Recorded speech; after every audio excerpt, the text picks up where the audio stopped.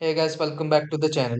If your consumer cellular home phone base has poor call quality, you may hear static echo voice distortion or interruptions even though call are still connecting. Because the home phone base uses the cellular network, call quality can be affected by the network link, the location of the base, or even the telephone line connected to it. Consumer cellular home phone base guide specifically recommends placing the unit where the cellular signal is strong, while its troubleshooting guide notices that poor network or phone line quality can cause noise and echo.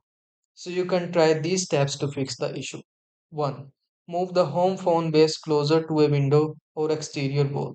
2. Keep both antennas upright while the base is in use. 3. End the call and dial again to establish a new network connection. 4. Test another connected home phone to rule out the telephone itself. 5. Lower the call volume slightly if the audio sound distorted or clipped.